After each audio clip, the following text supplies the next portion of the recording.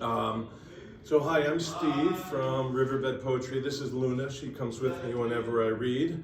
She helps to prevent outbreaks of seriousness. So the Renee Good put me in mind of horrors, and that put me in mind of this. This is a haiku, pretty brief, but I'd like to tell you a little bit about it so you have an understanding. It's about Hiroshima.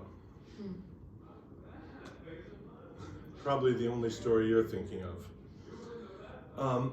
There's an interesting thing here, is that the total weight of matter that went supercritical was 0.7 grams. Wow. This is the weight of a butterfly.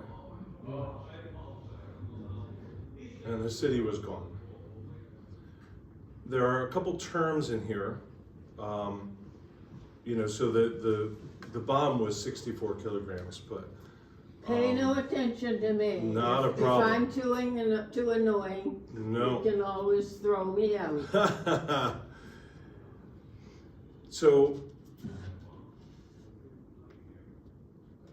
there were some people that were in Nagasaki that were also in Hiroshima. There were people that were known as twice bomb affected people in Japanese. Can you imagine fleeing one city and being successful, and making it to safety? Just beginning to reckon with, to understand. So this is called Hibakusha, the surviving victims of bombings. Hibakusha, explosion affected people. There were 165 such people. Oleander is the flower of the city of Hiroshima, the first flower to bloom after the bombings. There were 6 Gingko trees that survived the bombings. So, having said that, this is a haiku called The Weight of a Butterfly. Etched Hibakusha, Hyaku roku jugo, Twas. Oleander, 6 Gingko. So Hyaku roku jugo is 165. Thank you for that. So I was. Excuse me. Yes. Are you speaking to the person standing outside that window? Would you like me to? Can they hear you? Would you like me to be louder? So.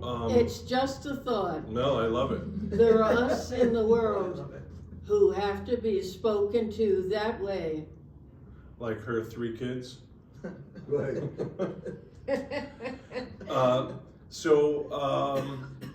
Yesterday I was at a memorial service by Zoom, because that's the world we live in, for a teacher of mine who's 101 years old. So this is a tanku, so it's 2 types of poetry together. The second is a haiku in reply. So it's called Maggie's Memorial. 101 years, dancer, martial artist, gone. 2026, it seems that the way of this world's a memorial on Zoom. She's left away now, our connection tenuous, Crackle, mute, Wi-Fi. Bravo. Thank you. I heard it almost.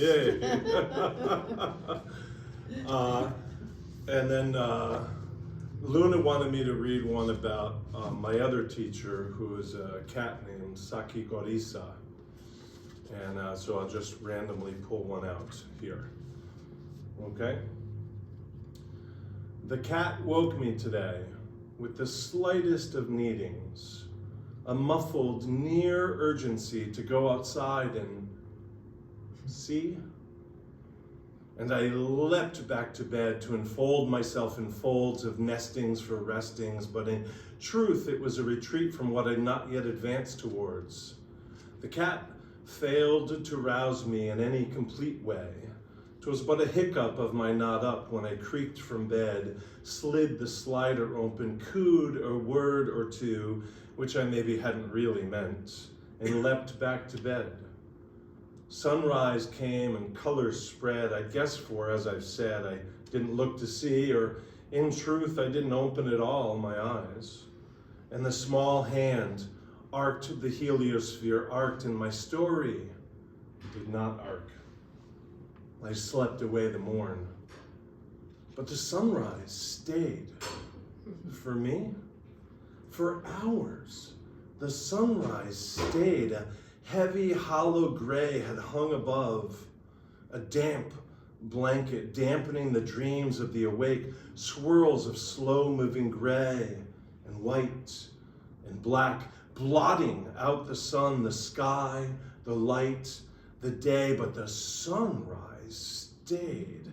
Improbably, irrationally, the sunrise stayed there in a sheaf of yellow, pressed down against the treed horizon, pinned down by despondency, by gray, by a winter's wait, by snowfall accumulations of cumulus, and gray and dayless daytime. That yellow stayed. The hand arced round. The cat came back. The bed grew cold as I, as improbably, rose to my staggerlings, my feet, my back, my mind. The sky was heavy as worry. The colors expunged would have to wait for another day, a day without weight, a grayless, grumpyless, gracillary day. And yet, improbably, and the cat can confirm, or would confirm if they had cones. Do they have cones? I think they mustn't. They have a surfeit of rods, but if he did, he would. Well, he might confirm, but then a cat wouldn't deign to confirm or help in any purposeful way. On any day, whether gray or gold, a cat would not reply or ask. A cat would never ask, but the cat did see. Years he saw the yellow wedge of light pinned to the edge of earth for hour upon hour, not the usual 20 minutes of art we sometimes happen upon at either end of a gray cubicle and career day. So the cat saw, but didn't notice, didn't draw meaning, phlebotom meaning, from the scene, but it was there, it was. For through the morning the sunrise stayed, a pale offering of yellow, a dandelion in a field of gravel, insistent, persistent, and seen by me, newly woke. And then it rained. And through the rain, yellow, still